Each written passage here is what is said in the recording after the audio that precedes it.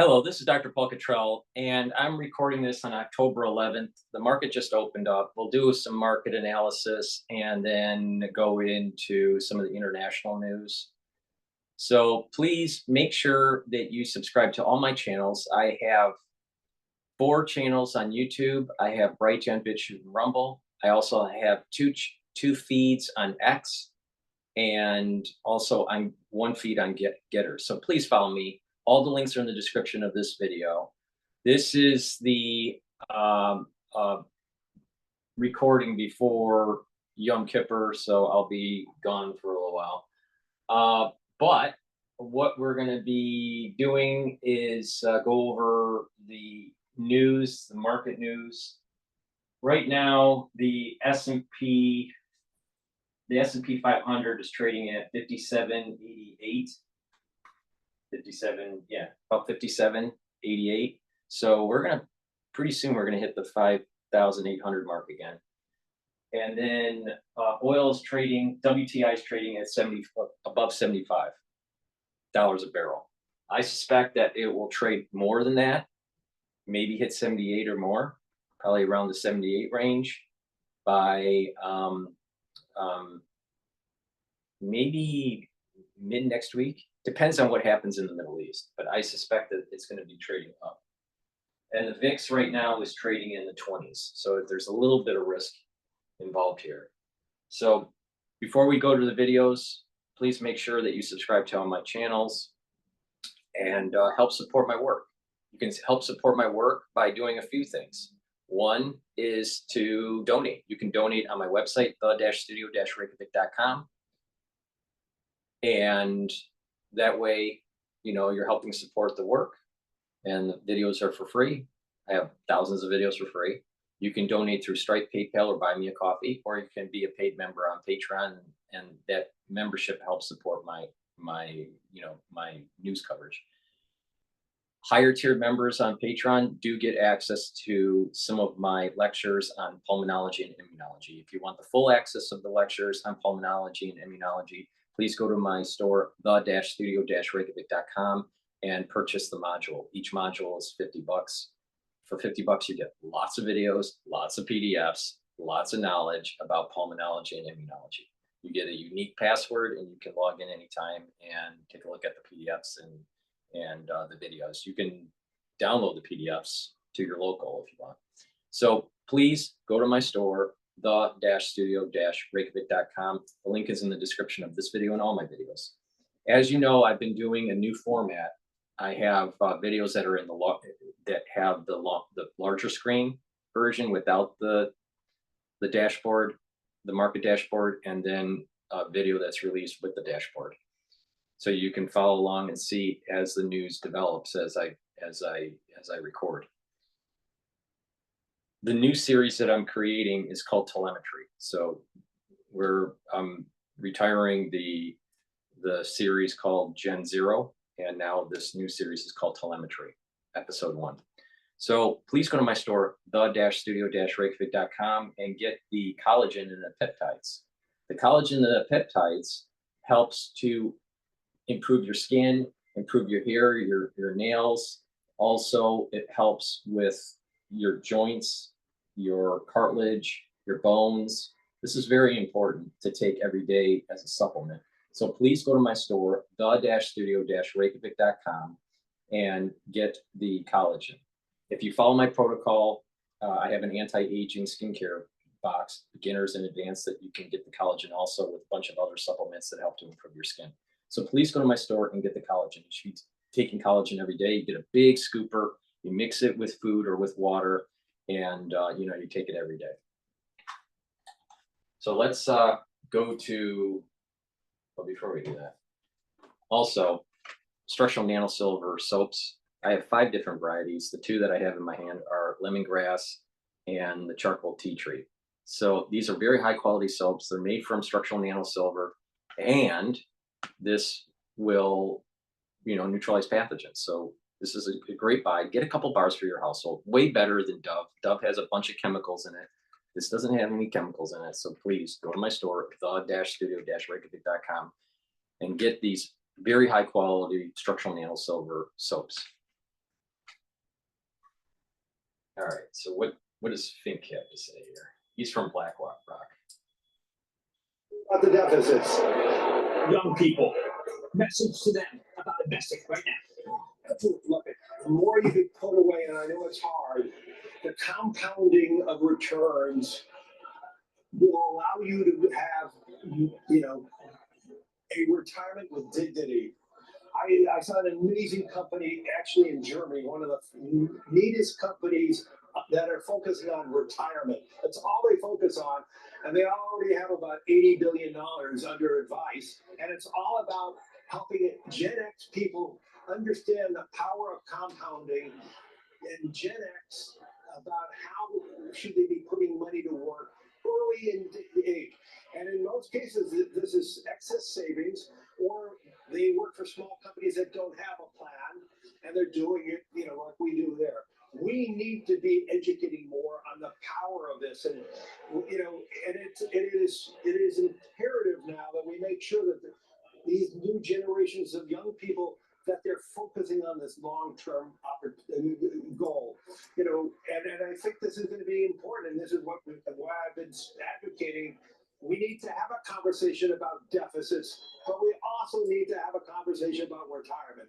And the sooner we can have a educated conversation about retirement, we can fix it.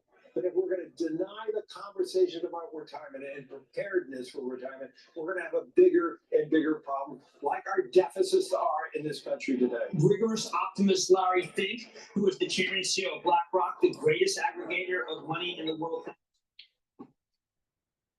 I think it's self-evident with the whole compounding of interest, and you save early and build up a base, right? That makes sense. The same thing with your health. If you do anti-aging and take lots of antioxidants and take care of your body, there is a compound effect that takes place where you're slowing down the aging process. So by the time you get to 60, 70, 80 years old, you have much more vibrance, much more longevity than a peer group that didn't do that, because of this compounding effect, because you're soaking up those free radicals. So view your health kind of like saving money in a bank, and you get compound interest. It works very similar. So please follow my lead. I tell you what to take, the different products that I offer on my store, and how to stack them, how to slow down the aging process, build up energy levels, improve your endocrine system, improve your immune system, and just age better. All right. If you, I do what I tell other people to do. All right.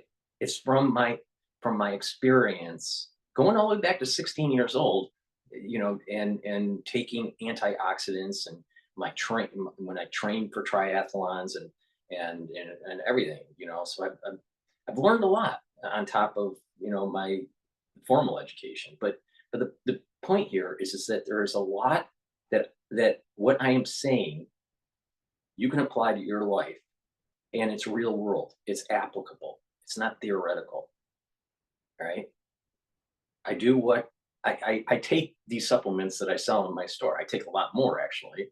But the thing is that, not everybody can do exactly what I'm doing, because of the cost, or because they don't have the time, or whatever, but if you just follow my lead, and you go to my store and start building up a health protocol for yourself, you're going to get better. Just take action, be proactive with your health, and you will do far better than versus someone that is not proactive with their health. All right. With that said, everyone's going into commercial, so let me do commercial and while they recycle. Please go to my store, the-studio-reykjavik.com, and get the Health Max 35 or the Health Max 14. It's a structural nano silver liquid. Take a teaspoon a day, swish it in your mouth, gargle, 20 seconds or so, swallow it. What this does is neutralize pathogens. It maintains that mucosal barrier, so you are boosting up your immune system. All right. Structural nano silver gel neutralizes pathogens. It's a dual purpose product. It also is a skincare. Put it on your skin. on a wound, an abrasion, a minor burn. It'll help to heal it quicker. It'll help to heal acne also. In addition, you put it on your skin at night and exfoliate in the morning. And what will happen is you're going to notice that your skin is clearer and tighter, especially around your face. It neutralizes pathogens. We're in the cold season in the United States. If you're around people that are sick, you should be taking this every day. So put it on your hands. It stays active for 5.5 hours. You can put it around your mouth, your nose, your eyes, your ears. Lightly coat your nostrils, and you're neutralizing pathogens and maintaining the mucosal barrier in your nostrils. So please go to my store, the-studio-reykjavik.com, and get the structural nano silver gel. You're going to need this for the cold season. Trust me. Toothpaste. This is a structural nano silver toothpaste that does not have aluminum in it. Doesn't have fluoride, I meant, not aluminum. Doesn't have aluminum in it either, but fluoride. So please go to my store, the-studio-reykjavik.com, and get my structural nano silver toothpaste. This doesn't have any fluoride. Fluoride makes you stupid. Doesn't have any aluminum or any of that stuff in there. So what this does is it neutralizes pathogens, whitens your teeth, freshens your breath. When we get older, our gum line starts to recede, and you can actually heal that and have it come back to baseline, to normal levels, and reduce that inflammation. So you're improving your oral hygiene. And by improving your oral hygiene, you're reducing the chances of cardiovascular disease and valvular disease. All right. Not only are you freshening your breath and whitening your teeth and reducing plaque, improving the teeth health and your gum health, but you're lowering the risk of cardiovascular disease. That's important. So please go to my store, the-studio-reykjavik.com, and get the structural nano silver toothpaste. It has no fluoride in it, and it doesn't have aluminum. All right. So please go to my store, the-studio-reykjavik.com. Magnesium and zinc. Boost up your immune system. Take it every day. If you're sick during the cold season, take a double dose. That's going to be important. Boost up your immune system. Okay, what's going on with JP Morgan here? And come out and say that basically the estimates for 2025 net interest income were not very reasonable. I mean, did we get an updated forecast today, or was this just, not exactly apples to apples? I mean, I still remember Matt Miller was absolutely furious that JP Morgan was downgrading itself because Daniel Clinton was out there and saying, look, you guys have too much of an optimistic expectation on NII. Today, they beat NII expectations for the quarter, raised their full-year guidance, but Jamie Dimon on the call still said it's not going to be as rosy as you're thinking. So it is going to come down, and that makes sense. Rates are coming down, NII will come down, but it's not doom and gloom. The stock's up 30%, and there's no near-term headwind for this bank. It's fascinating. He even kind of said the deals were pushed forward for the closing, so it's uncertain about those deal activities ahead, and underwriting was opportunistic. So a lot of downgrading of itself, as you say, Matt. Yeah, well, you got to keep investors in check, right? So you can surprise later. Sri, great to have you on. I'm sure you're very busy today, so I appreciate you dropping by. Sri, Nataraj, I'm there. Bloomberg will be covering the bank earnings all day long, so you'll see a lot of these two. Wells Fargo's CFO joins the close at 3 p.m. An interview you don't want to miss. This is Bloomberg. Oh, we have this is so exciting. I love it. It's just like the baseball season for me. Oh, no. It's just so exciting right now. And I think people have to listen to Larry's message, Larry Fink, which is invest, let it compound, keep it in. Don't be dissuaded by a PPI, CPI. S&P 500, 5,793. So we might be hitting 5,800 today.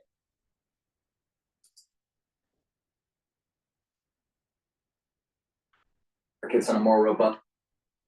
But I do wonder about what that really means for public and private in terms of those markets. Well, I do know that you can get a good return by being in this infrastructure fund, but it's not open yet. I always try to get it.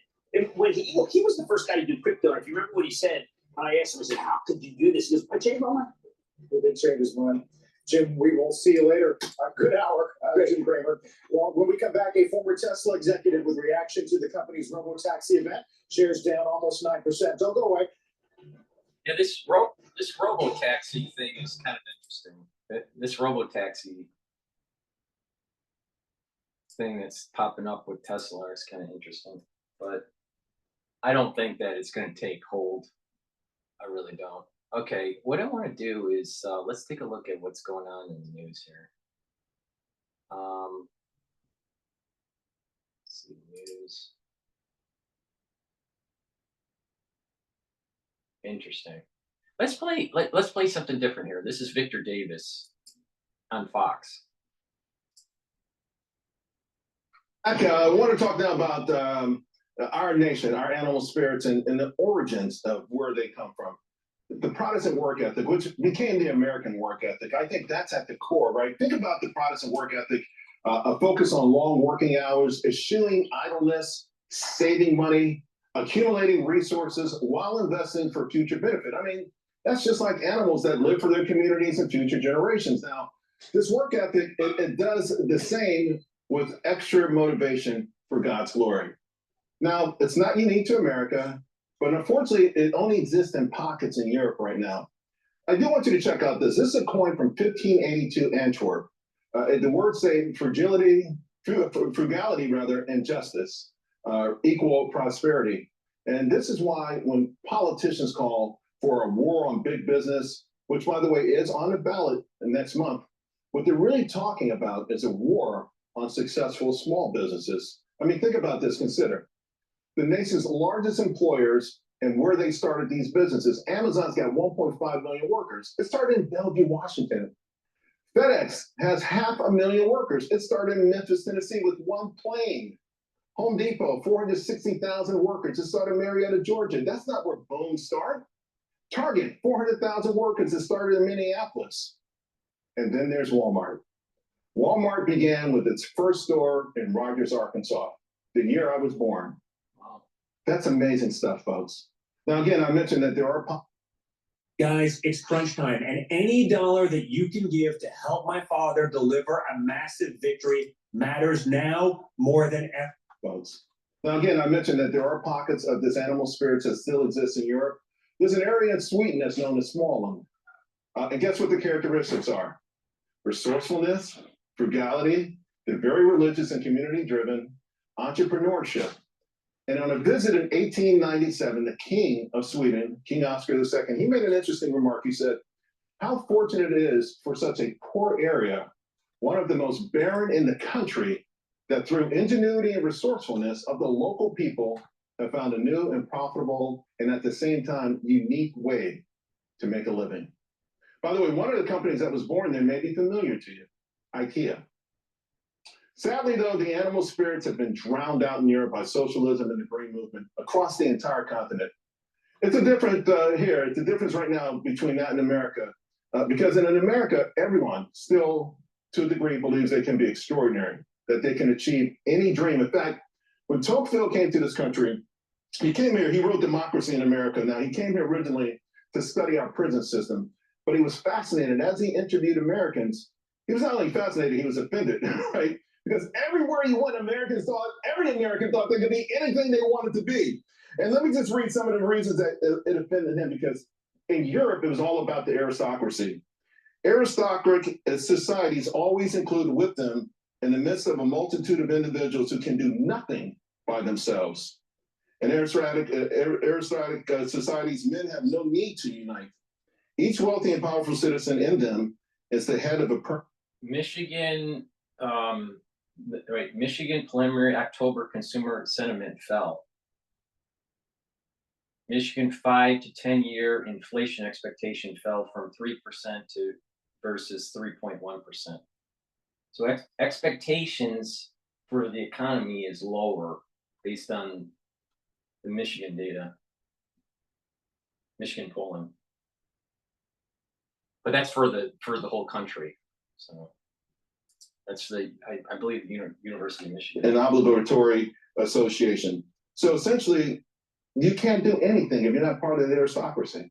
Amazing. I want to bring it out with us, the Hoover Institute. at Stanford University, senior fellow Victor Davis Hanson. And Victor, you know, I just want to get your thoughts on why right now there's this growing resentment toward the rugged individualism that propelled our nation and the notion of the Protestant work ethic. Well, I think we're kind of complacent, Charles, that we reached a level of affluence and leisure that people forgot how it came about or where it came from. They just assume it's a birthright, and they don't realize that we were one of the only countries where we kind of replaced birth and race by wealth. In other words, wealth and success gave a person social status and was open to anybody. And that's impossible in most of the world today, where your religious status or your superficial appearance, who your parents were, where you were born, adjudicates where you end up. But here we said, you can be an immigrant, you can be a poor person, but if you were able to create wealth and take care of friends and community and be magnanimous with it, we're going to bestow on you social status. You can be on the board of a corporation, you can be on the board of trustees of a university. We want you because you display that ingenuity that helps not only yourself and your family and your community, but the nation at large. So, you know, I mean, we're watching now great nations of Europe, they're fading mightily in terms of global economics and influence. How endangered right now is he? I am a proponent of serendipity. All right. So we're listening to Victor. Some of the things that I hear Victor say, I disagree with, but many of the things that he says, I do agree with, especially with the decline of America and, you know, the need for us to protect our Constitution, be hardworking, and learn. All right. Now, I just saw. Where is it? This one's it. All right. I believe it is The Atlantic. Now, I don't subscribe to the news for The Atlantic, so I can't read the article. All right. But I can read at least the headlines and the little snippet. The Atlantic has wrote an article. It says elite students who can't read books. Professors at prestigious colleges say freshmen are showing up to campus without a basic skill. All right. And here's what's to blame. And I can't go and actually read the article because you have to subscribe. But the main point here is that these phones, they're dumb. They make us dumb. They're smart, but they make us dumb. When we put ourselves in these echo chambers, all right, and we don't listen to the dialectic, we don't pay attention to the dialectic and come up with our own theories or our own thoughts. We need to take a look at the you know, the thesis, the antithesis, the antithesis, and then, you know, the synthesis. So what's the thesis? What's the counter argument? And what's your analysis on that? A lot of people can't do that.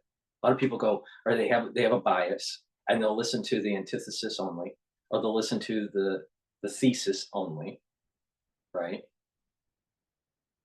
And anything that is out of the bounds of that silo, they reject. And people just get dumber and dumber and dumber. This is, you know, not to be complaining, but Americans need to pay attention. What made this country great through hard work, protecting the Constitution, is being eroded.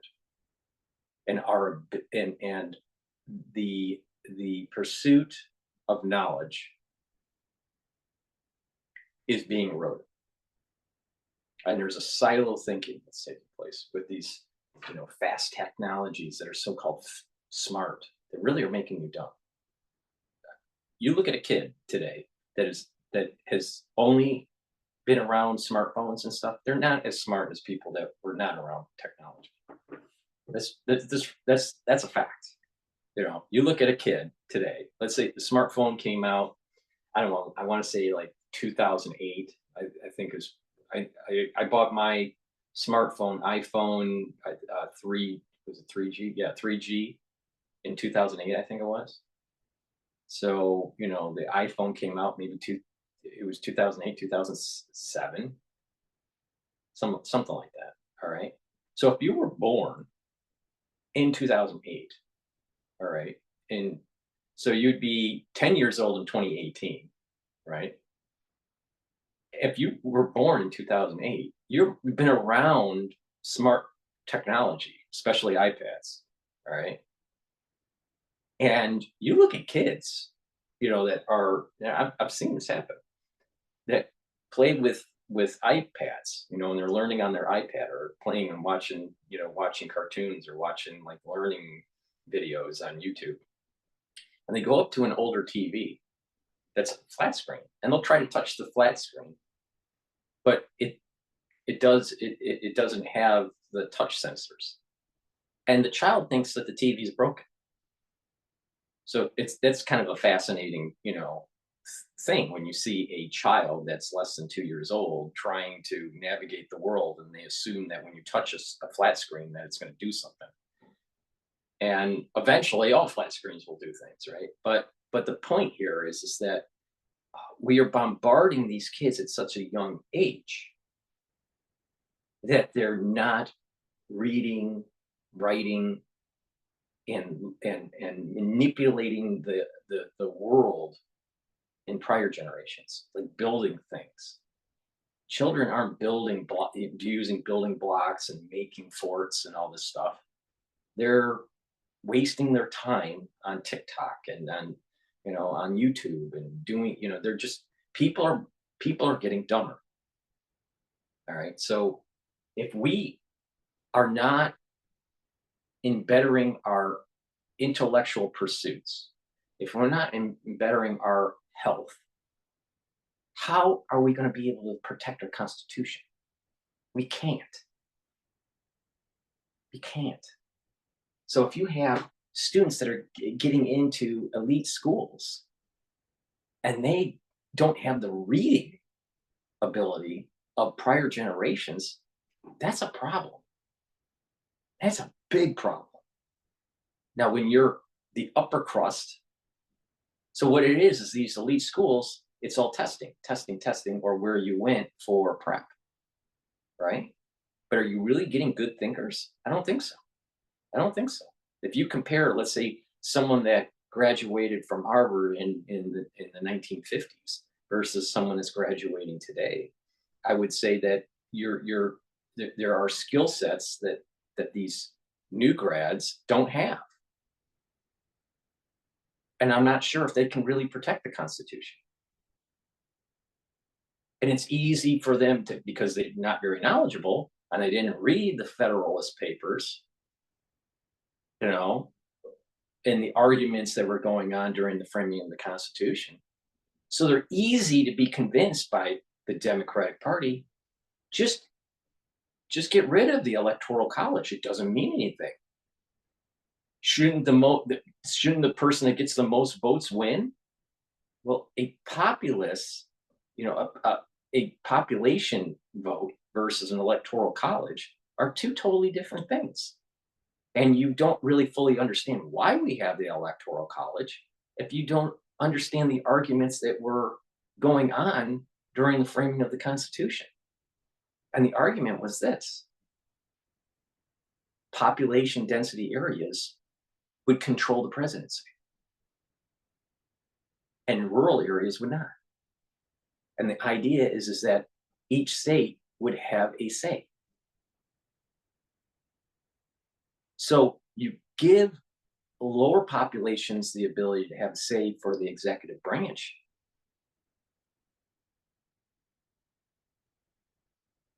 Instead of this popularity contest. But when you have a student body that only uses smartphones, that doesn't really read and write, that doesn't really think, look at you know, what's the theory, what's the counter theory, and synthesize that. When you don't practice that dialectic, you're not going to have an informed citizenry. It's a big problem, huge problem. And the Democratic Party, the ones that are in power, part of that surveillance state, that administrative state, wants to keep the population dumb so they can take advantage of you. Now, either you're going to protect the Constitution, you're going to improve your health, and improve your mental capacity, or you will be taken advantage of. And I think that's the overall theme from Victor. So that was just the serendipity. As he was talking, that article popped up on my feed for the announcements. And I think it's problematic. And you're seeing it today. Few people read and write. Read a book.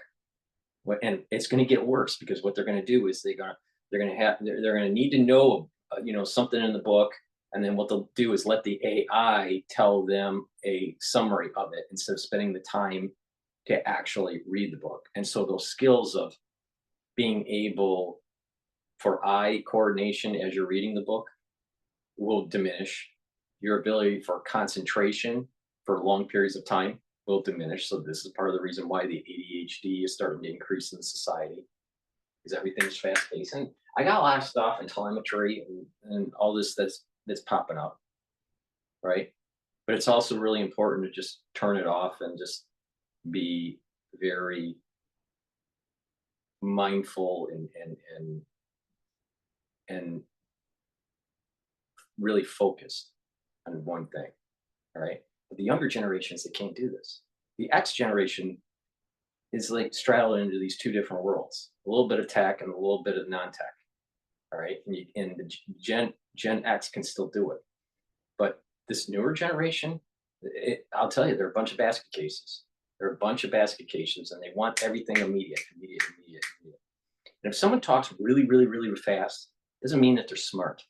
What it means is they're not thinking. Because you can think something, and you need to really kind of focus and make sure that what you're about, the concepts that are coming out are actually true. So you have to kind of you have to deliberate in your mind before you say. So people that are much more wise understand this, that the first thought not necessarily is the true thought. The first thought might be the true thought, but it has to kind of go through a process to see if it's the true thought. So you can say true thought, something that just pops in your mind. That's the thesis. The antithesis is the opposite, or something different, right? And then you want to synthesize that. Now, some people can do that quickly, but if someone's just like speaking really, really fast all the time, these are people that don't think. They just react. And it can be manipulated. When you know the psychology of this, you can manipulate these types of people. And that's what's happening. You have a party, an administrative state that's manipulating people to think a certain way. Abortion is good. Rewrite the Constitution. Get rid of the Electoral College.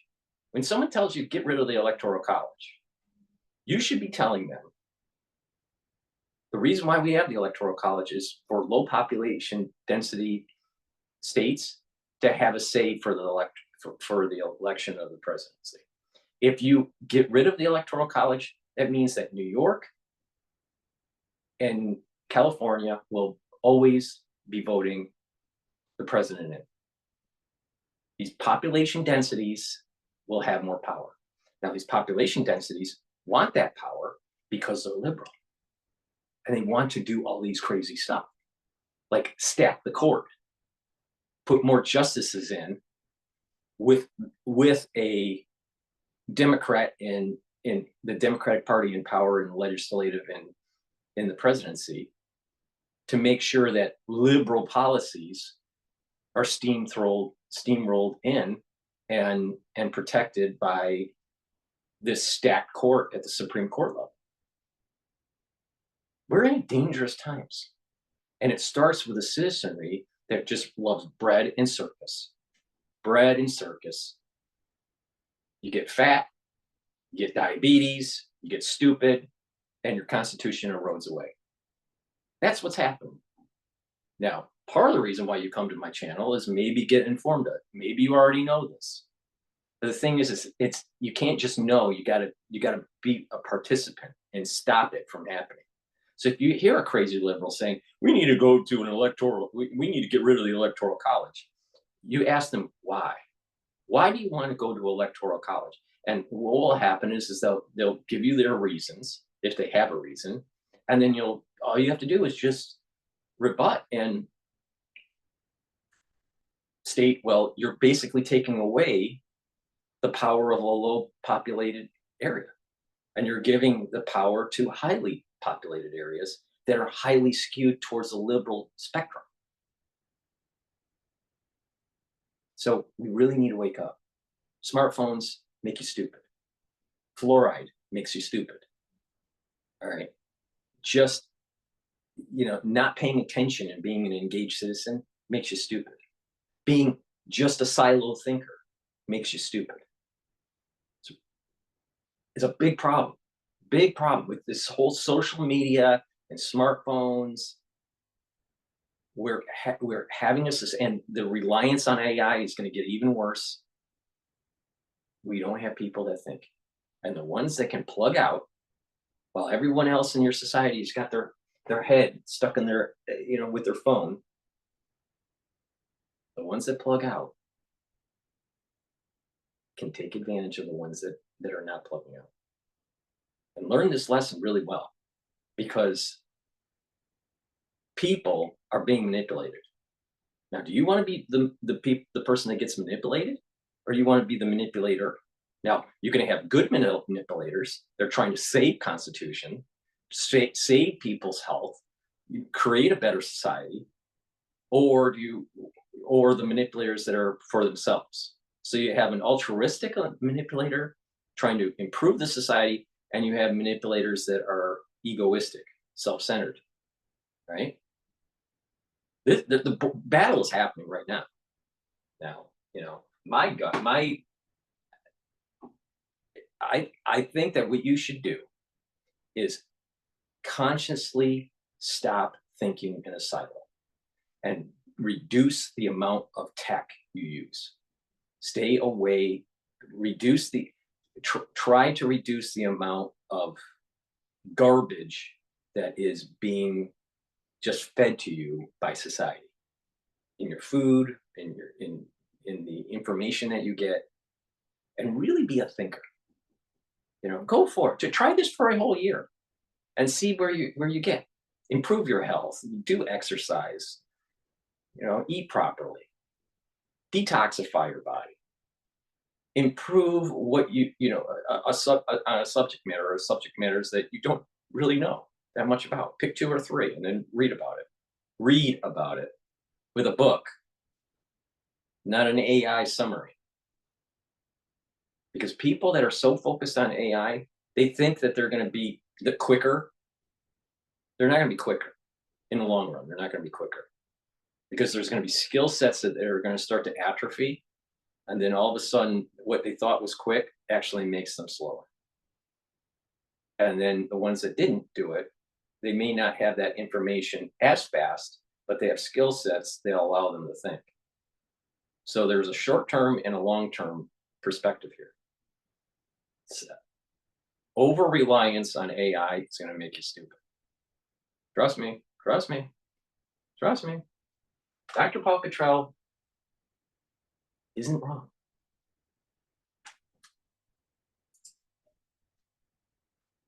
United States of the same fate. Well, we have an enormous debt, as you've mentioned, $36 trillion. And the problem with it is that we don't have people that understand the dangers of it. Printing money, enlarging the money supply. Every time we do this, we bring in a theory from the university, modern monetary theory, that says there is no such thing as oversupply of money because the government has a monopoly. All of these bankrupt, jaded ideas. So the danger that I see it is that I saw it firsthand at Harvard Club, where someone that was going to be heading the advisory committee for Governor Hochul, all right, this advisor is a lawyer. She's Black. Her family is part of the civil rights movement during MLK days. Her father was a pastor that was good friends with Lewis and with MLK. And she literally said at the Harvard Club, all right, she literally said that she didn't care how they got the money, that, you know, that the reparations needed to take place, and that reparations isn't the only answer to the problem, that there are also going to need to be social benefits on top of monetary passage to Blacks. Now we're talking in the tune of $150,000 per person plus social benefits. And if you think that Harris is not pushing reparations, you're not paying attention, because she will push reparations. And it's going to cause economic problems in the United States. For what? For 14% of the population? The Black population in the United States is not 30, not 50%. It's 14%. 14%. Now, why do you think that they want people to say they identify as blah, blah, blah? Not that they are, but they identify as. Let's say someone that's white that is identifying as a Black, or someone that is mixed race identifying as a Black, but they're, you know, they're as much of a Black as an Asian. All right. What that does is that brings up the ratio. Instead of 14%, it's pushing it up higher and higher so they can accrete more. And the higher that number, the perceived number, the more perceived power they have, and therefore they'll be able to push the reparation. Why do you think that they're pushing all of these videos and movies and trying to demonize whites, white males and females, all right, and elevate a Black constituency? This is not a racial issue that I'm saying. I'm not a racist. I'm just stating facts. That's what's happening. So the perception would be that the population in the United States is so much more Black than it really is. Now, in urban areas, they have a larger Black population. It's about 36%. But the reality is that it's only 14% of the country. And as more illegal immigration comes in, that number actually goes down because there's more Latinos that are coming in. Pay attention, pay attention. And so with the debt, this person that is on the committee didn't care or didn't understand. Lawyer, okay, so she's not an economist, all right? But they didn't care about the inflationary pressures that it would cause. And not only that, when you give someone like 50 grand and they go buy a house, don't you think that people are smart enough, let's say, that are selling the house to raise it up 50 grand? So you just now did price inflation, asset appreciation through this. So everything gets more expensive. They don't care. And when you don't care or you don't know, that's a problem. And so these smartphones that have done the population down, it's easy for them to take control. It's easy to erode your civil liberties.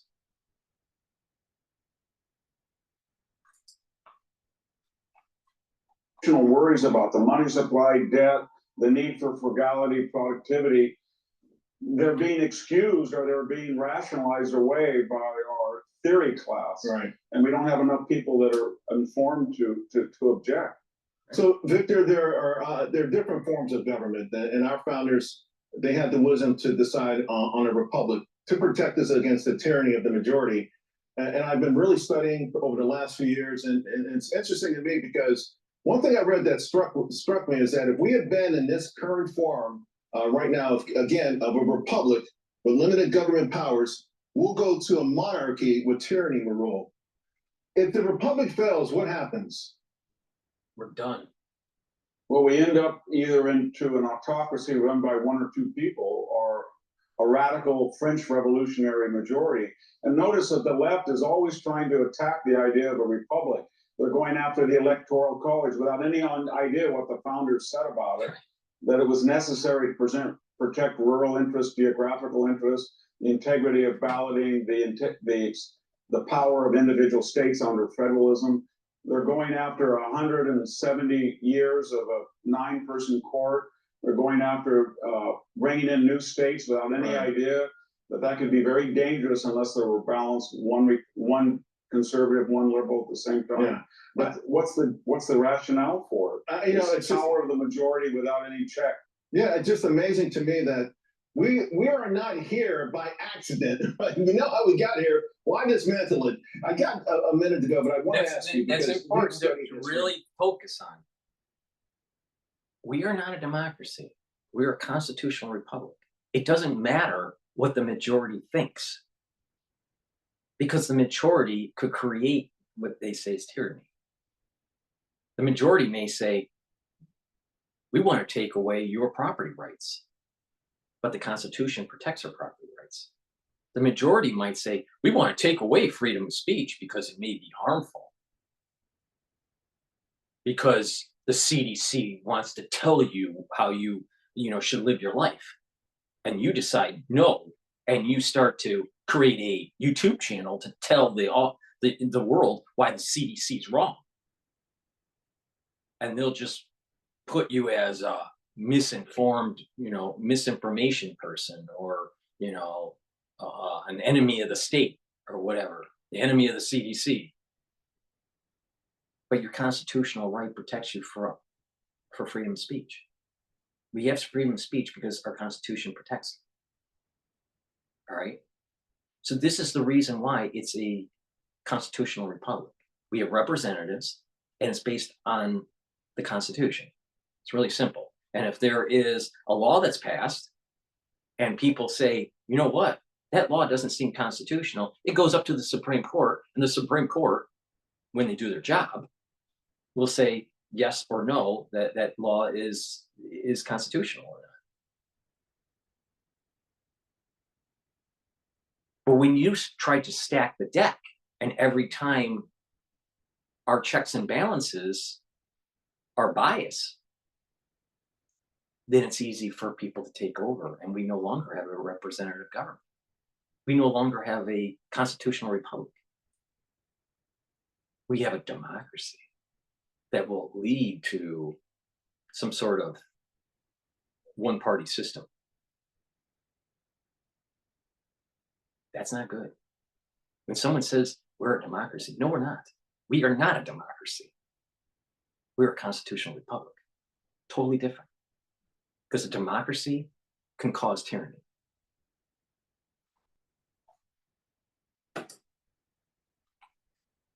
Written dozens of books.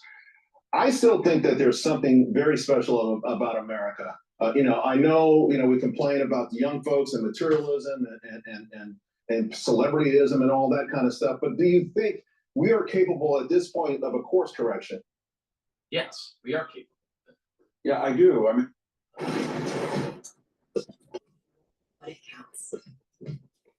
Architects. Future of fast food automation is here. Hi, I'm Yusuke of Misa Robotics. Our fry station robot Flippy has already fried a brick. yeah, I do. I mean, we have we're the longest republic dash democracy in the world, 233 years of a constitution. And we've never had a major revolution since the Civil War. And we're pretty stable for all our factionalism. And we have an amazing ability, if we go to meritocratic, legal, and diverse immigration, to bring in talent from all over the world with Right a about promise that that. anybody can succeed. We have no aristocracy, no birth determined grandee. Merit immigration. That means you got a skill, or you fall in a very, very rare group where there is some sort of atrocity that's happening and, you know, you need asylum. But having merit to get into this country, that way you are a builder, you contribute, you strengthen the country, not a bunch of people that have failed countries that aren't contributing. All right. Because these people are coming from failed countries that are socialists. Socialism fails, period. It's amazing. I'll tell you, if you are a conservative person that cares about the country, about God, family, country, if you care about the Constitution, if you care about for people to have protection of their civil liberties, then when you hear someone like a crazy liberal trying to erode your constitutional freedoms and say, hey, we're a democracy and all this bullshit, all right, you need to push back. Stop being afraid to push back. It's time for conservatives to be engaged and say, hey, respectfully, you're wrong. We don't need to go to an electoral college. That's a dumb idea. You know why? Because that was already discussed during the framing of the Constitution in the Federalist Papers. All right? So if you want to bring up bad ideas, go to the original founders and find out why are we at the place we're at. And then you'll realize that the Electoral College in this case was a wise decision. You know, everyone wants to, you know, America's Idol, you know, whoever is the most popular. No, that's not how our government works. There's mechanisms in place through the Electoral College to allow low population density states to have a say. And the Democratic Party wants to take that away from you. You know why? Because those low density population areas are typically Republican. So they want to stack the court so they can control it. And they want to take away your Electoral College so they can control the vote. Because all you got to do is just get a bunch of immigrants in. They're from socialists. They go to high density populations. They get amnesty. They become citizens and they vote. Who do you think they'll vote for? They'll most likely vote for a Democrat. It's a big takeover. Because that's very rare in history. And so, you know, we champion the middle and the lower classes over the well-born.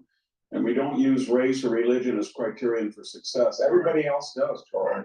Or ideology. We have no commissar system, at least yet. Yeah. We're getting there, but not yet. All right, that's the point, because you know, I feel like we spend so much time rewriting history, fighting the wars of yesteryear, using presentism.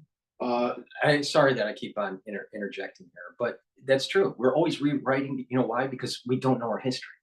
Because we got a bunch of people that are on smartphones that just are too stupid. They don't know anything. They don't know anything. The average person, even educated, is an idiot in America. To make decisions right now. And some of these things you talked about that by the way, we should be celebrating the success, in my opinion, that we've had, because all human beings around the planet have sinned. All countries have sinned.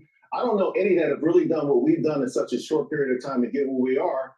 And yet it still seems to be very alluring to make policies based on race and to hurt some people who, Victor, it seems like what they're doing is ushering in mediocrity and underachievement and saying it's okay if you're the right skin color. And if you overachieve, it's too bad because you're the wrong skin color. Yeah, they're importing poverty because they're afraid that when people are independent and control of their destinies, they do well and they can't control them.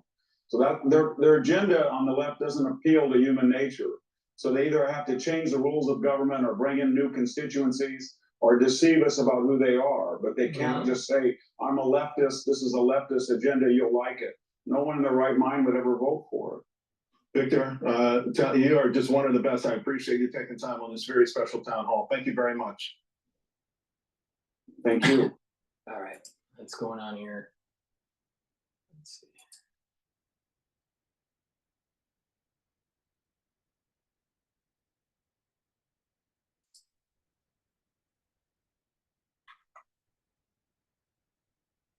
I'll tell you, it upsets me so much and how stupid Americans have become. Please go to my store, the-studio-reykjavik.com, and get the Manuka honey lozenges. This is in a 21 count. Lozenges are larger than the drops. And the moment you have an irritation during the cold season, you want to take a lot lozenges or drops because it'll neutralize the pathogen and maintain a mucosal barrier to prevent you from getting an infection, all right, or try to mitigate the infection, right?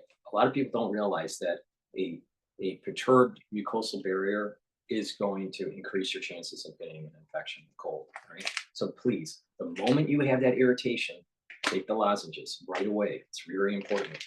And I have it in Manuka honey in a 21 count. Get a couple bags for your household so you're ready. So right when you get that irritation during the cold season, that you're prepared and you're mitigating it. I also have the drops in a blueberry, cherry, and also in honey and lemon. All right, so please go to the store, the-studio-reykjavik.com, and get the drops. In addition,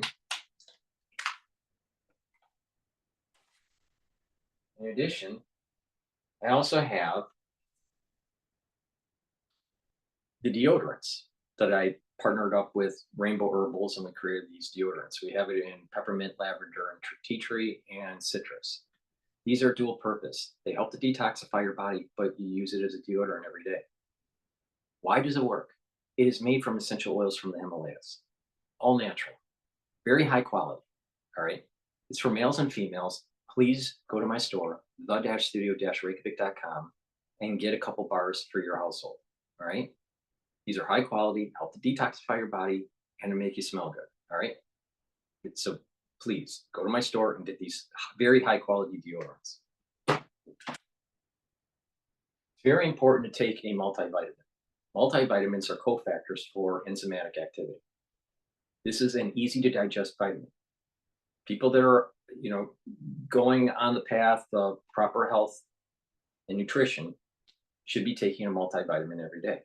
So please go to my store, the-studio-reykjavik.com, and take this multivitamin as part of your daily routine on top of some of the other supplements that I will be talking about throughout this video. Please go to my store, the-studio-reykjavik.com.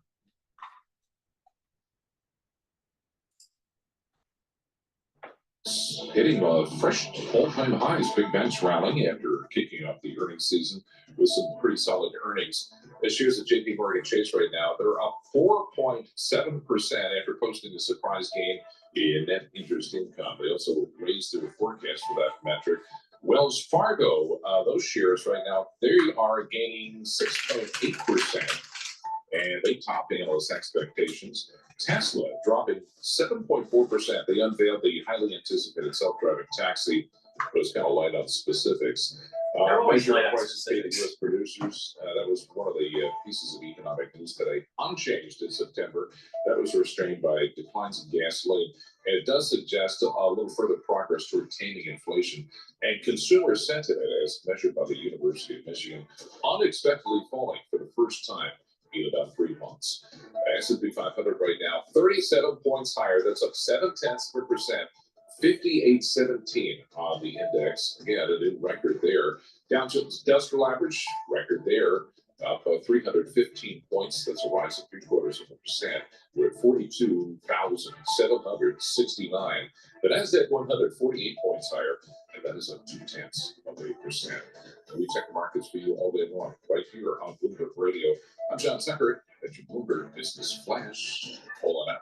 All right. Thanks so much, John Tucker. I'm Alex Steele alongside Paul Sweeney and John Tucker. This is Bloomberg Intelligence Radio. We bring you all the top news in business, economics, and finance through our lens of our Bloomberg Intelligence folks. They cover 2,000 companies in 130 industries worldwide. So here's a story I don't understand. So it's a great story to then talk to Bloomberg Intelligence about. A TD Bank is going to pay almost $3.1 billion in fines and other penalties and face a cap on its U.S. retail banking assets. This is after pleading guilty to failing to prevent money laundering by drug cartels and other criminals. We got the legal side, we got the business equity side for you here. Elliot Stein is Bloomberg Intelligence litigation analyst, and Paul Goldberg is Bloomberg Intelligence senior equity analyst. Elliot, start with you. Explain to me the legal story here.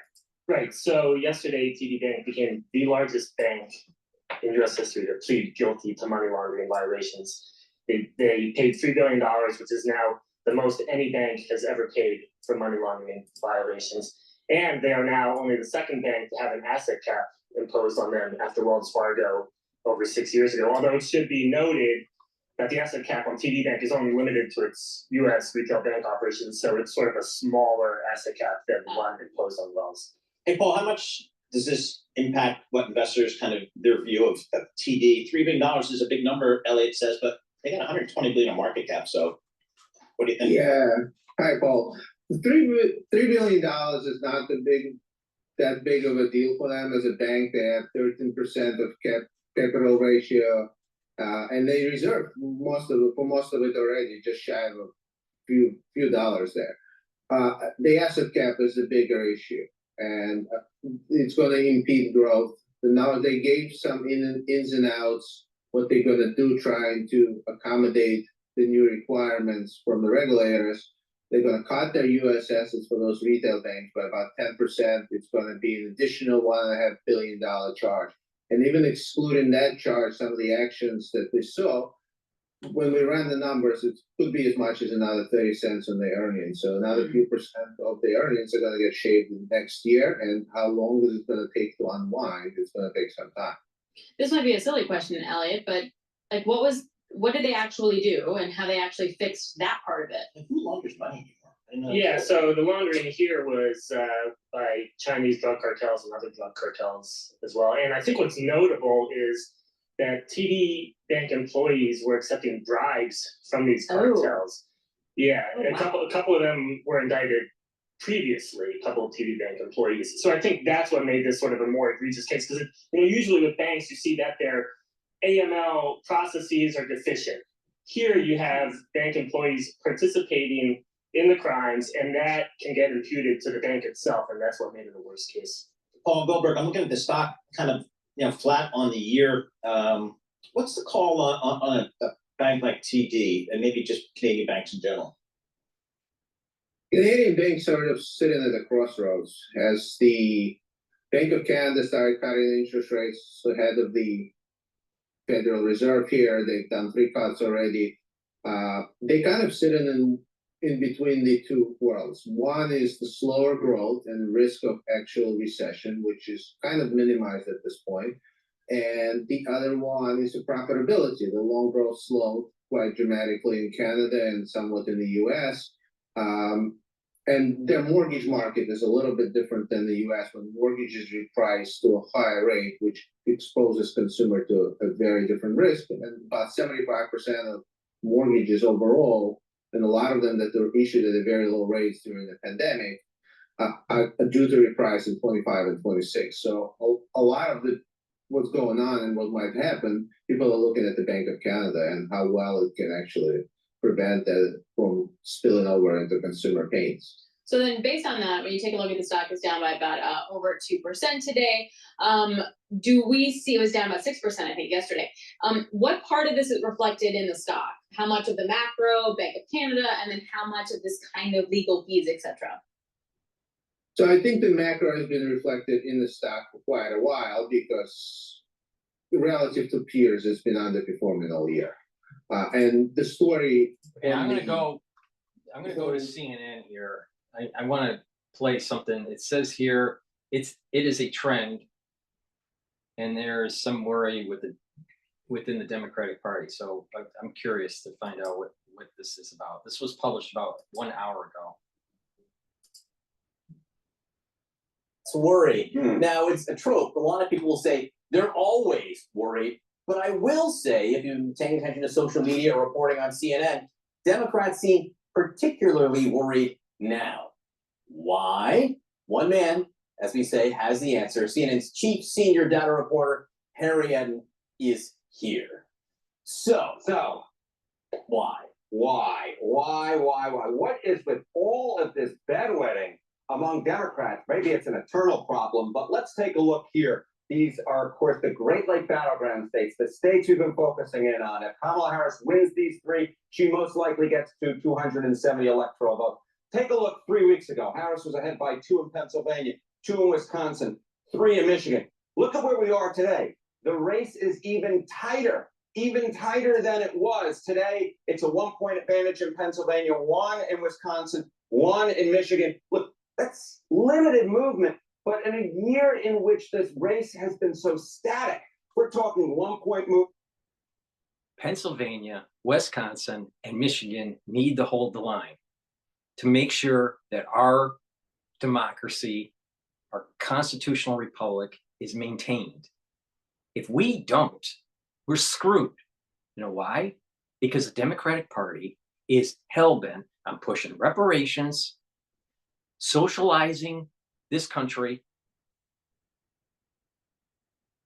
and it's going to be weakening our manufacturing base. And you really want a Democrat in the office while they are coordinating the war in Asia? I don't think so. I don't think so. I think an Asian war, which is coming, is going to be executed better with a Republican president.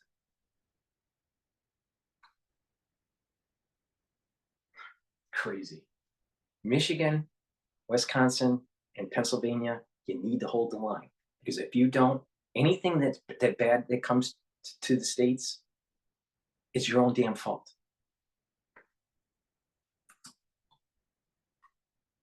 One-point movement, 2-point movements, and we see movements in all three. This is the type of thing that, at least in the public polling, makes Democrats worry. And I think that the public polling in this case is reflected in some of that internal polling, some of that reporting that suggests that these Great Lake Battleground states have certainly tightened a lot, where at this point they are way too close to call. It is what you call a trend. It is when a you trend. see something like this over several states. When you compare this to 40 years ago, what does it look like? Yeah, this is what I mean. This is what I mean. Even the newscasters are stupid. But you know the thing is they talk down to you like you're a 4-year-old. It's a trend. I'll tell you, CNN. And we're going to look at an average across these three states, right? Michigan, Pennsylvania, and Wisconsin, an average on October 11th. What do you see? Well, if you look 8 years ago, Hillary Clinton was way out in front in an average of these three. She was up by 8. You go 4 years ago, Joe Biden was up by an average of 7 points across these three Great Lake Battleground states. You come today, it's just a 1-point advantage for Kamala Harris across these three Great Lake Battleground states. So Kamala Harris, at least in the polling, is doing considerably worse than Biden or Clinton. And of course, Clinton lost in all three of these states. Michigan, Wisconsin, Pennsylvania, hold the fucking line.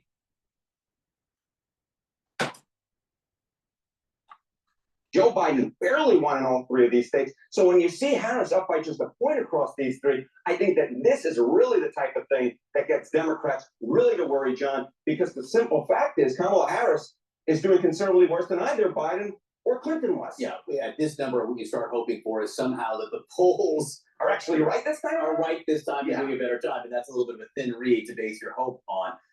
There may be some other reasons in general why Democrats are more worried. Yeah, because Harris is an idiot. I think it just comes down to the fact that Democrats are more worried about a Donald Trump presidency than Trump supporters are about a Kamala Harris presidency. So angry if the opposing candidate wins. 52% of Harris voters say they'd be angry if Donald Trump won, versus just 42% of Trump voters who say they'd be angry if Kamala Harris won. So I think this is more of a bigger, larger picture. It's not just that the polls are tightening. I think it's just that No, Democrats what it are- represents, what we're- CNN, what it represents, CNN, the clown news network.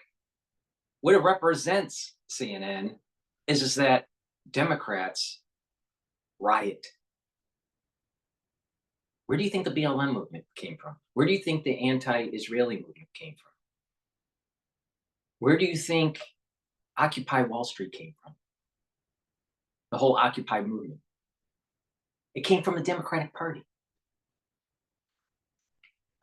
And those types of voters, the ultra-liberal, the ones that have blue hair, the ones that don't even know if they're a male or a female, the ones that aren't,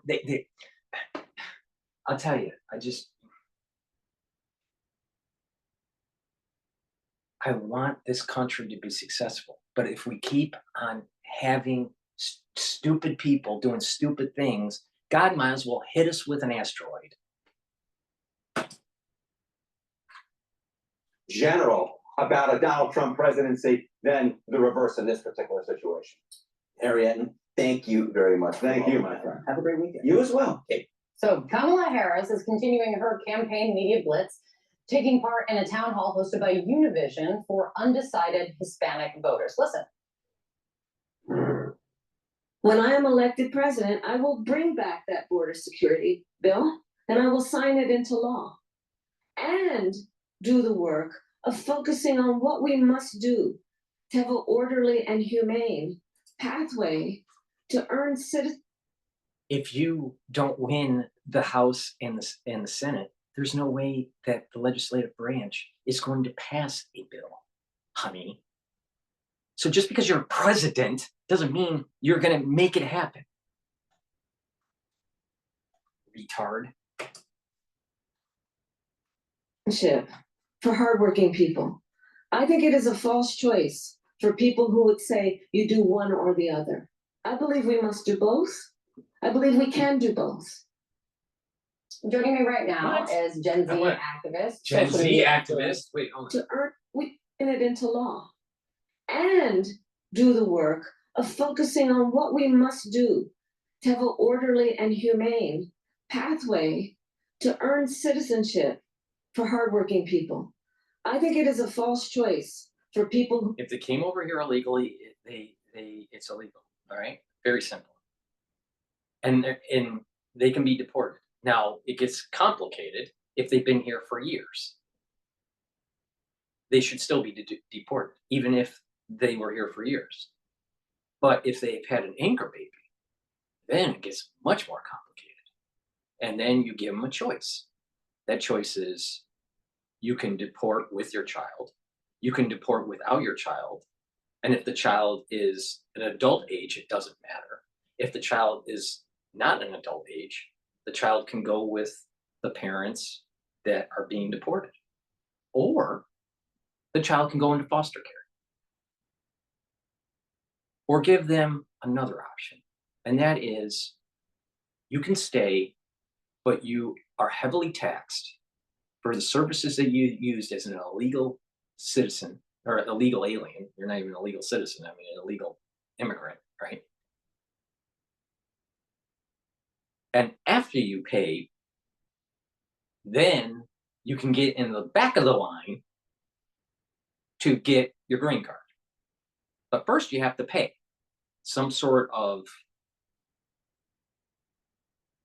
restitution or something, some sort of amount for the services that you use as an illegal immigrant. And then after that, then you apply for a green card. And if you apply for a green card and you get it, then you're on your way to citizenship.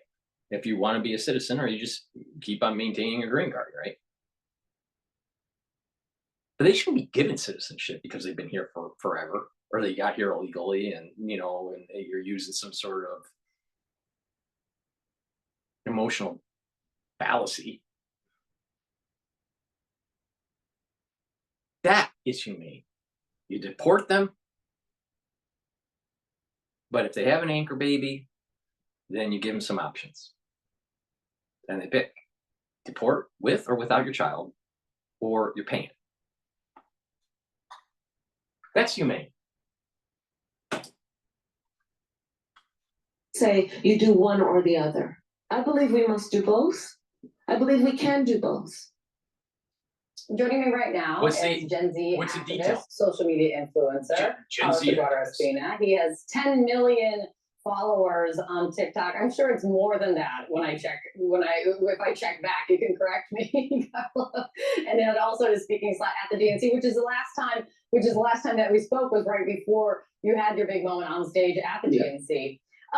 The New York Times headline on this event, on this town hall event with Univision, was that Harris walks fine line on immigration at Univision town hall, which is what you really kind of saw in that moment, in that soundbite that we just played. But in your experience, in your view, and what you hear in your interactions with your followers, is walking a fine line the right thing to do you think? Well, in my personal experience, I actually believe it's not. I think the Harris campaign needs to be a lot more on the forefront of proposing a different vision than Donald Trump on immigration. You see it yesterday in the town hall. Of the 10 questions, 3 of them were in one way or He's pushing amnesty. That's what he's pushing. See, I've gotten to a point, because I'm highly educated and I read, all right, and I write, all right, I can pick up on the movements of stuff very, very quickly. That's self-evident. People have been watching me for years. They see, and everything isn't unplanned. Everything I do is unplanned. All right, you're seeing me think and process this in real time. All right, this guy's pushing amnesty right away. And when I say that Harris is pushing reparations, you better fucking pay attention, because that's exactly what's happening.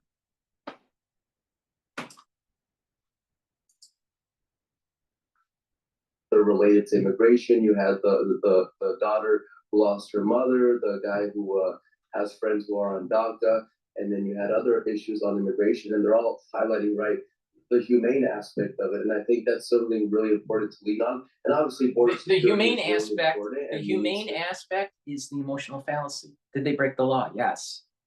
Are they here illegally? Yes. Some of them have anchor babies. Some of them don't. If they don't have the anchor baby, they can be deported, period. And they can apply for, for proper, get the back of the line and properly get processed into this country. But why should they get some sort of amnesty because they broke the law? They shouldn't. Now they get their anchor baby and they're here, then bring her baby over, back to the country you're from. Well, we want America, blah, blah, blah. Well, then you can pay. You can pay. Now, maybe, they'll go, well, that's not fair. Well, it's not fair for you to be here. You're here illegally.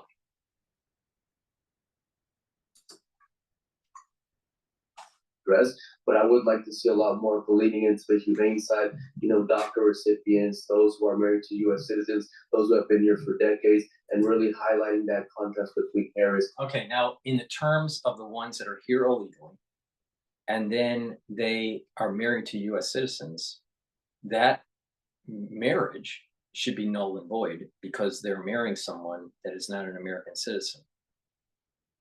All right, that and they're not here. They're not here legally. Okay, now give them the option because they are married. Then they can be sponsored to be to be an immigrant, but they need to go through the proper sponsoring. How they became legally married, I don't know. That's the big question. Are they married? Or are they legally married? I don't know. Are they religiously married or are they legally married? That's a good question.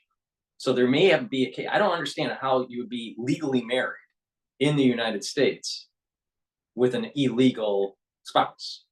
I don't understand how that would happen. But let's just say it does happen. If it does happen, then that's a case where the person would need to apply for proper legal status. and that person should be deported and go through the proper channels to get the proper legal status. And that probably would be a situation where if they were illegal, there would probably need to be a fine of some sort. That's a little bit, that case is, so it's not cookie, the point here is it's not cookie cutter, but they shouldn't be just given amnesty, period. They should go through the proper channels and, probably be charged some sort of, some sort of fee.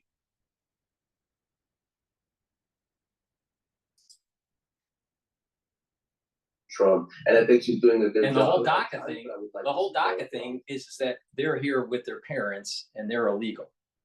So the whole DACA thing, they should be deported with their parents. They should be deported. I'm against DACA. That is interesting because I was going to ask you, what you're getting at is, as it's been described, the shift that people have seen in Kamala Harris's position since she's gotten into the campaign. I mean, Harris is now pledging to impose even more restrictive immigration, asylum, and border policies than we've seen really, before from Biden or that she's talked about before. And in doing so, she's gone from framing herself as an advocate for undocumented immigrants to kind of touting herself as talking a lot about being a former border prosecutor and how she's going to be stronger on the border than Donald Trump is. Do you think she's trying to win the middle? She's trying to not turn off, if you want to say, like, Republican voters on this issue, if I'm going to say with broad strokes. But do you think that hurts her? I'm not necessarily sure if it hurts her. I'm not a pollster. I can tell you what I see day in and day out in the community. And when I meet people, I mean, every single day that I'm out, people recognize me from social media, people comment on my videos. And it's very few of the people who are, the forefront of immigration is the issue of the border for them. I mean, obviously people care about it. They're concerned about certain aspects, but I don't think they're concerned about it as much as they are, an immigration status for their mother, like the lady we heard at the top. So he's talking to people that are involved in the issue where they're illegal. So obviously they're worried, and they want they want a president that will give them legal status. They're worried because they know they're here illegal. This is the point that I'm making. They know that they broke the law. They know that they should be deported, but we have an administration that is afraid to do it. Or maybe it's too costly. But the point here is that it's not a cookie cutter approach, but there needs to be some sort of punishment for the ones that broke the law and been here for years. Maybe they have been productive citizens, quotes, illegal citizens, but they should go through the proper channels. And they should be paying some sort of higher taxation or some sort of fee that kind of neutralizes their illegal status. Now, the complication is what if they have an anchor baby? Or what if they married an American citizen? Well, then it gets a little bit more complicated. If they married an American citizen, it seems to me that it would be easy for that American citizen to sponsor them for legal citizenship. So that seems to be a little bit more easier process. The whole anchor baby thing is a complicated one, because if they want the baby, they can be deported with it. If they don't want the baby, they shouldn't be staying in America. They had the anchor baby because they thought they would be able to keep themselves in the United States. That's why they call them anchor babies. People need to call them off on these things. They broke the law. They knew what they were doing was wrong. And they were using the Democratic Party as cover for their spouses or for their children or whoever it may be that they really care about. And that's why I believe, it is really important for the Harris campaign to lean more into that pro-immigrant, especially focusing on those who are already here. And you can do that without necessarily, and I think she recognized that, compromising border security and all that narrative around it. But yeah, I would like to see more of, talking about those who have been here 10, 15, 20 years, working, paying taxes, contributing? What is the plan to help them? If you didn't have an anchor baby and you're here illegally and you're paying taxes and contributing, you can be deported and apply for proper legal admission. That's the way it should be.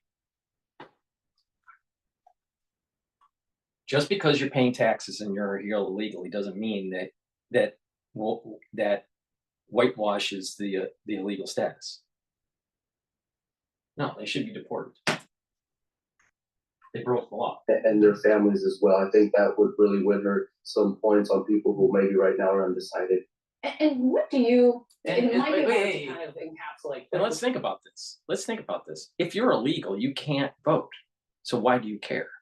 Now, it's if you had an anchor baby or you have a relative that happens to be an American citizen, but then let's really dive into what's the actual stats on that, where you have an illegal person and then you have relatives that have legal status in the United States.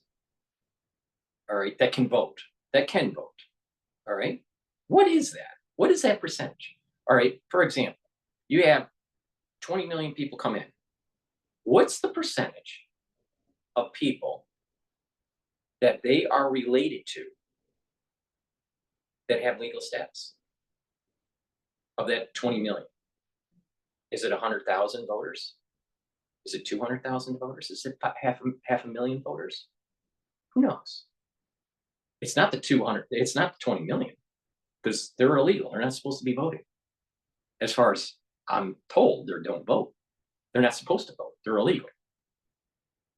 So what's the real percentage of the ones that are really worried about this issue, that have skin in the game? They have a relative, a direct relative or a distant relative, right? That's part of this 20 million. What's the stats on that? How many real voters this is really affecting them versus, well, it's just a policy issue and not really affecting their lives directly? I think that's probably high. There's a higher percentage of the ones that don't have a direct relative that's illegal versus one that does within the Latino community. So I want to know the stats on that.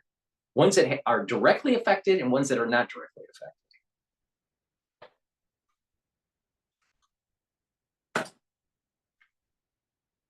What do you think is the top issue? Is it immigration, or maybe just beyond immigration, that you are hearing from your, more than 10 million followers on TikTok, many of whom are, you would assume, are Latino voters? Yeah, well, I'm willing to bet that majority of the 10 million that are his followers are not Latino voters. They may be Latino, but I don't think they're Latino voters. But there's more to it. There's the economy, there's democracy. There's a lot of different aspects of it. And I think the biggest thing I've noticed is a lot of people are voting this time around, not so much based on policy, but more on personality. And, the more they get to meet Kamala Harris, the more they understand, that she's a human, she's compassionate. I think that's what I saw yesterday, was really passionate.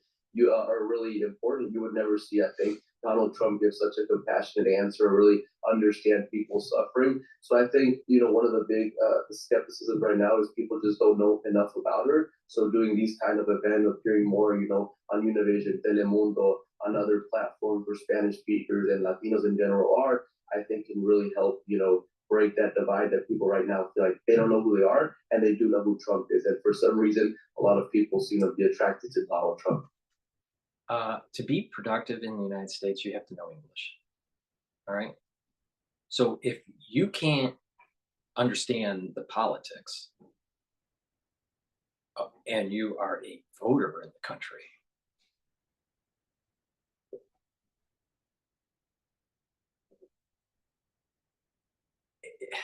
why would you be listening to a Latino station?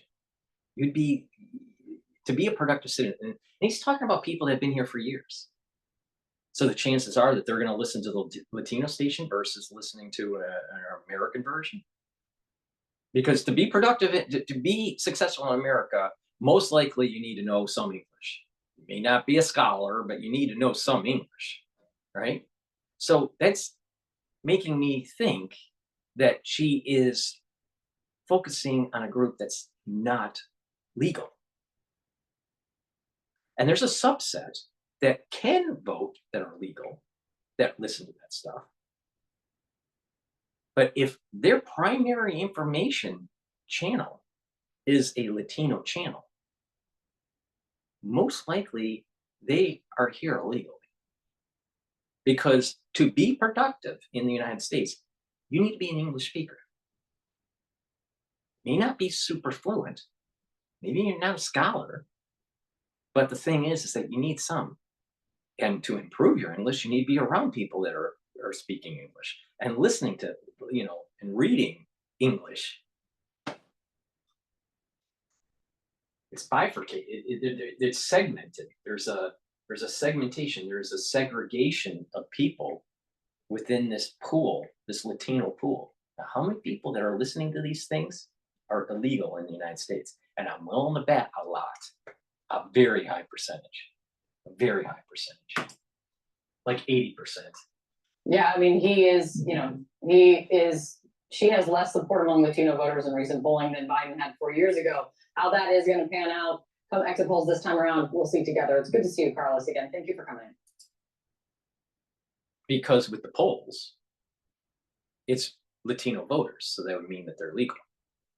And they may actually realize that our policy of having this open flood is not good for the country. And that's inflationary. And then it causes goods and services and housing to be more expensive. So maybe the future of America is the Latino voter, the legal Latino voter, because they realize that illegal immigration is illegal. All right. Please go to my store, the-studio-reykjavik.com, and get the digestive enzyme complex. This will help you to digest carbohydrates, proteins, and lipids. It's also fibrinolytic because there's a bromelain in it, and it breaks up glycoproteins, very important for the 2020 aftershock. So please go to my store and get the digestive enzyme complex, very important as you get older to reduce the stress on your pancreas. So please go to the store and get the digestive enzyme complex. Take that every day so you're getting the proper absorption and reduce the stress on your pancreas. Myotrol, really important to build muscle and to maintain muscle mass. It also improves your mitochondrial health so you have more ATP. ATP is a major energy source for your muscles. So please go to my store, the-studio-reykjavik.com, and get Myotrol. Lignans, very important to take because it helps to boost up your immune system and helps with your hormonal health for males and females. Our endocrine system and our immune system is trashed because of our modern society. So please go to my store, the-studio-reykjavik.com, take this powder, mix it with your food or with filtered water every day to improve your immune system. And lastly, omega-3 helps your cardiovascular system. How? It lowers LDL levels and increases your HDL levels. So it's improving your lipid profile. In addition, omega-3 helps to prevent red blood cells from sticking together, so it reduces the chance of overclotting. This is synergistic with the digestive enzyme complex. Why? Because bromelain is in this and it's fibrinolytic, so it breaks up clots. Omega-3 helps to prevent the red blood cells from sticking, so it helps to prevent clot formation, overclot formation. Take my advice. You want to take both of these. Please go to my store, the-studio-reykjavik.com, and get the supplements that I offer and to improve your cardiovascular health, improve your immune system, and to maintain that muscle mass and to gain more muscle mass. All right, what's going on with the Tesla? A lot of news on Tesla today.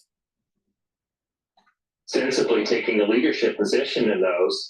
And there was really nothing yesterday that provided incremental comfort that Tesla was going to assume that leadership position over time. Hey, Tony, do you think today's weakness is more about granularity in autonomous or lack of information about a low price model? And which of those two things would get you back to all-time highs first? I think it's both, Carl. You know, this has been a much anticipated event. I think the stock was down about 35% through April when Elon first announced the robotaxi event. It was up 50% since. So there was clearly expectation that there would be significant news in this event. Some people were hoping for a more definitive timeline. Other people were hoping for updates on future products, whether it be tweaks to existing products expected in 2025 or a peek into a lower cost model that ultimately we think will come in 2027. We really didn't get either, and so I think it's a combination of both. But given that the event was dubbed to be a robo-taxi event, I think it's more attributable to the fact that we didn't get a clearer path or a more detailed path to where Tesla was going on robo-taxi. Deliveries have not been a disappointment lately, at least. And I wonder if you're more hardened on the core auto business and whether or not you think his more aggressive political posturing is having any impact on demand. So the core auto business year to date is down slightly and down low single digits, and we think it will be flat to down for the year. In order to accomplish that, Tesla has had to lower prices at the beginning of the year and more recently over the last couple quarters, provide very aggressive financing as low as 1% or even now 0%. And so margins have eroded. So you have a company whose unit growth in vehicles is flat and margins are down. So the core business is still sputtering. I think there's some hope that with tweaks to existing models, that business will improve, hopefully beginning next year. But the principal concern that we and many investors have had for the last couple of years is that Tesla really hasn't had a new model in 4 years, and its lineup is aged. And the products in absolute terms are doing fantastically. Having two models that sell 1.7 million units is incredible.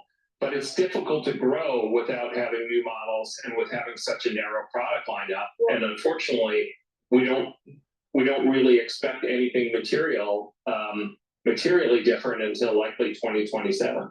Yeah, this is what Farley's been trying to, I guess, tell him in a way. The business is about refreshing your inventory, your modeling, but I'm not hearing you talk about any kind of political liability on Musk's behalf. I think it's difficult to really ascribe what Elon Musk's political statements and potentially polarizing comments might mean. Arguably, the country is very split today, and so he could be, attracting half the population, and he could be polarizing the other half. I think it's difficult to say. I think the common belief is that Tesla's current customer base is ultimately one that is coastal and left-leaning, and so that customer base may be disenfranchised with Elon. But I think the predominant reason why the company is struggling is really all about its product lineup, and much less so about any political considerations. I think it's I guess the counter. my take on this is that the product line is getting older, and people are realizing EVs aren't that robust in terms of distance. It's hard to charge. It takes a long time. And the life of the battery, the durability, it costs a fortune to replace. So it's not a durable product, and it's an aging product. Please go to my store, the-studio-reykjavik.com. I'm going to go over a couple supplements here, and then we'll jump into Ultra Zero to find out what's going on. Vitamin C is important to boost up your immune system, but it also helps the health of your skin. So please go to my store and take the vitamin C. Take a double dose if you're not feeling well during the cold season. Drink it with filtered water. Vitamin D3, very important to soak up calcium. It also is a gene expression cofactor, so it helps with cellular processes, and it'll help to get rid of cells that need to go into apoptosis. That's important if cells are infected. Resveratrol, it's an antioxidant. It also helps to improve your mitochondrial health and get rid of senescent cells. That's important. Why? Because senescent cells build up toxins. Your cells stop to divide once their telomeres get too short, and either the cell goes into apoptosis or it goes into senescence. Senescence is just that it stays there and it doesn't function as properly over time, and it builds up toxins. You want to get rid of them. Resveratrol helps to get rid of senescent cells. And resveratrol is synergistic with D3. Why? Resveratrol helps to get rid of the senescent cells, and D3 gets it to go into apoptosis. Ashwagandha root, very important to bring down inflammation. How does it work? It helps to control your cortisol levels and your glucose levels. It's synergistic with turmeric. Turmeric is an antioxidant and brings down inflammation. These two together help your immune system and your cardiovascular system. And lastly, I have a dual product here that helps to boost up your immune system and improve your cardiovascular system. Olive leaf extract brings down inflammation, and it also brings down LDL levels and increases your HDL levels. So it's improving your lipid profile. So please go to my store, get the olive leaf extract, take this every day to improve your immune system and to improve your cardiovascular health. All right, what's going on with Al Jazeera? That was the first time Iran attacked Israel from its soil. Iran's second attack came early this month in response to Israel's assassination of Hamas political leader Ismail Haniyeh in Tehran and the killing of Hezbollah's Hassan Nasrallah in Beirut. Mina Aryantar believes her country's involvement in the escalation is justified. Defending the innocent and oppressed people of Gaza and Lebanon is a humanitarian obligation, and this is what Iran is doing. Some Iranians firmly believe Israel will attack Iran soon. I believe Israel will attack, and Iran will respond harder than ever. In case of a war, Israel stands no chance. A sentiment that is widely shared among Iranians here nowadays. The writing on the wall behind me here in Revolution Square is about the night Iran launched a missile attack on Israel on October 1st. It says, if you seek war, you are the master of the war. Most Iranians here are concerned that a potential war with Israel could further deteriorate their economic situation, but they say they're ready to defend their country at all costs. This said that Al Jazeera, Tehran. This year's Nobel Peace Prize recipient says the situation in Gaza is like Japan 80 years ago. The Norwegian Nobel Committee has decided to award the Peace Prize for 2024 to the Japanese organization Nihon Hidankyo.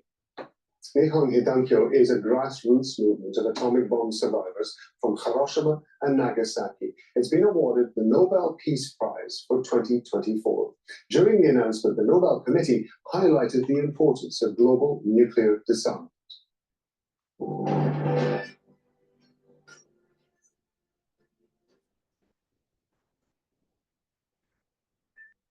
A Russian ballistic missile attack in the Ukrainian port city of Odessa has killed 5 people.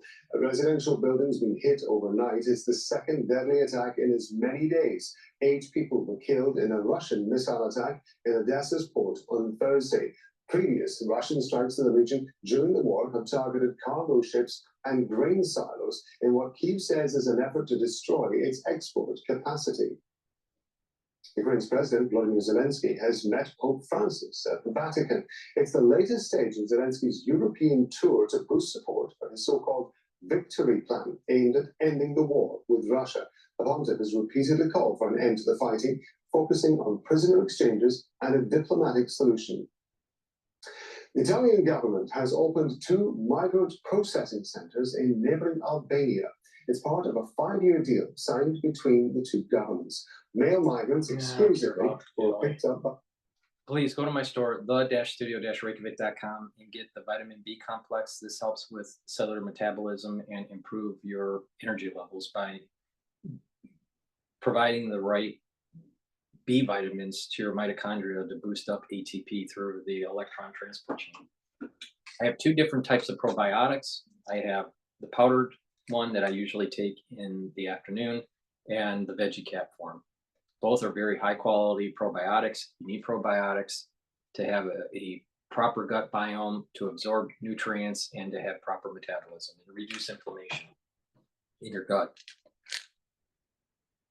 Nattokinase helps with your cardiovascular system. It breaks up clots because it's fibrinolytic, and it will help to lower your LDL levels and increase your HDL levels. This is synergistic with omega-3 and also the olive leaf extract. Ubiquinol is the active form for CoQ10. I've been taking ubiquinol for many years. It helps to bring up your energy levels. It's an antioxidant, and it helps to improve your neural health. Very important as you get older. You should be taking ubiquinol every day, especially as you reach your 40s, 50s, 60s, 70s, right? You want to maintain those neural connections and the neural health. Please go to my store and get the ubiquinol. This is synergistic with many of the supplements that I offer, like C60 and NAD+. All right, what's going on in South Korea here?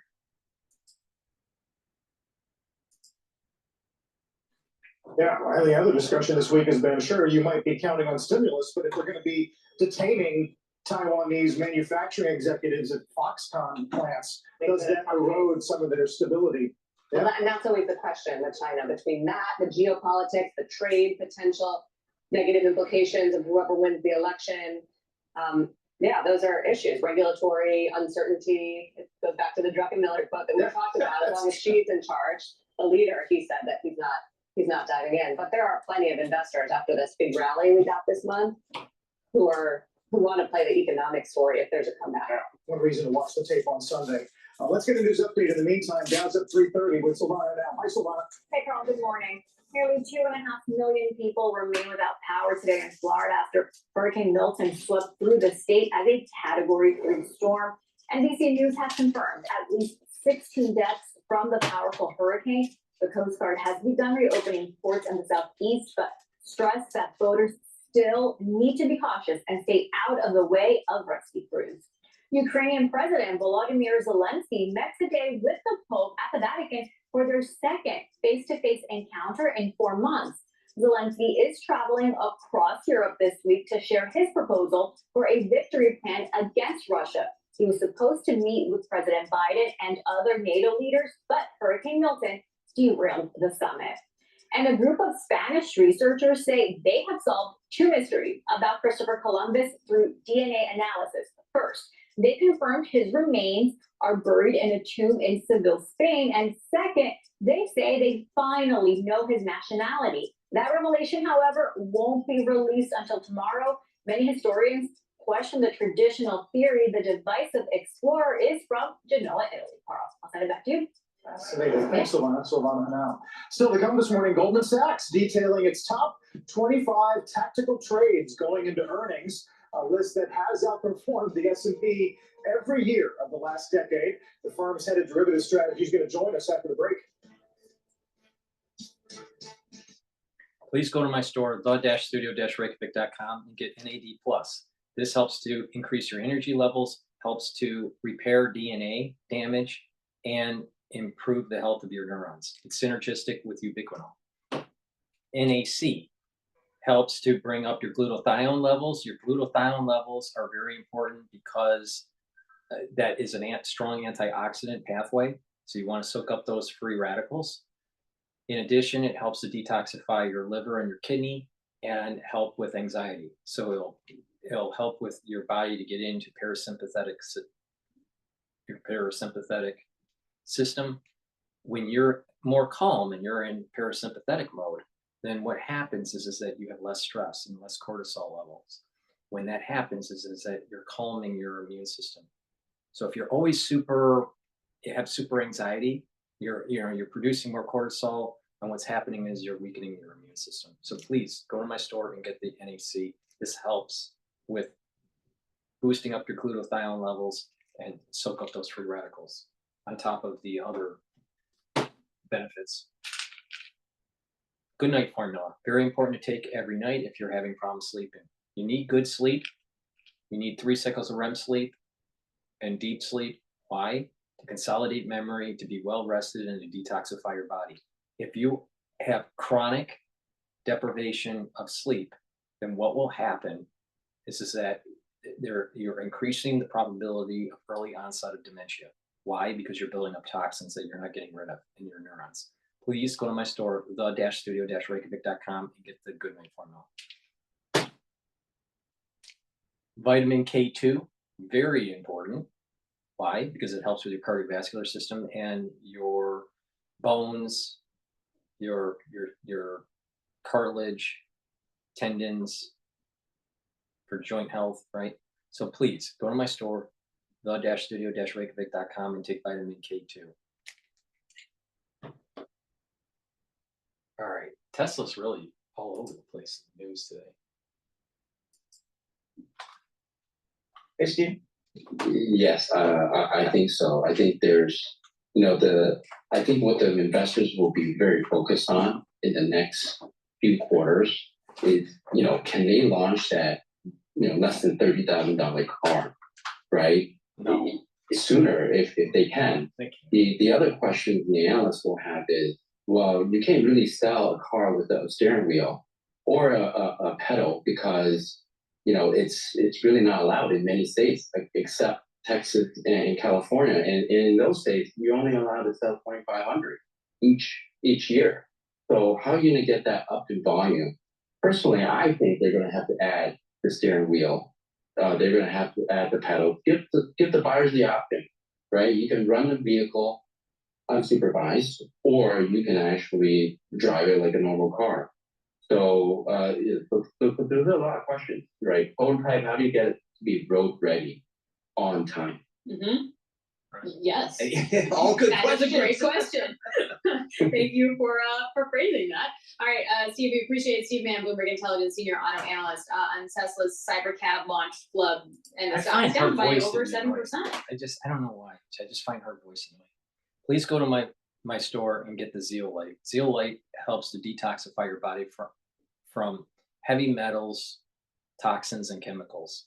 You can take this year round by just taking a couple drops underneath your tongue and swallowing with filtered water, or you can do it and detoxify your body once or twice a year. How you do that would be take about 4 drops underneath your tongue, drink it with filtered water, and just use up the bottle.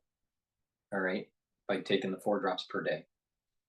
And then, do that once or twice a year. So it's up to you. But you can do it year round, or you can do it once or twice a year to detoxify your body by soaking up those heavy metals, those toxins, and those chemicals, including the forever chemicals. You can get rid of forever chemicals. And it's very important that you filter your water and change your diet. Stop eating processed foods. You don't want to be eating these foods that have these types of chemicals in them. And lastly, C60. I have it in extra virgin olive oil. I have it in MCT coconut oil and also avocado oil. I have it in a 2 ounce, a 4 ounce, and an 8 ounce configuration. Please go to my store, get the C60. It is a very potent antioxidant. They'll soak up those free radicals and slow down the aging process and improve your mitochondrial health so you'll have more energy. That's really important. You'll notice that your body is performing better, and you'll also notice that you're aging slower. So please go to my store and get the C60. That's the end of my transmission. Thank you for listening. The market right now is trading at about, the S&P 500 is trading at 5,813. Oil is trading at about 75.36, and the VIX is at just above 20. So right now, the equities are rallying. A little bit of an elevated risk, a little bit of a risk in the VIX, maybe because of what's going on with the Middle East, and oil is stabilized at about $75 a barrel. Thank you for listening, and have a nice day.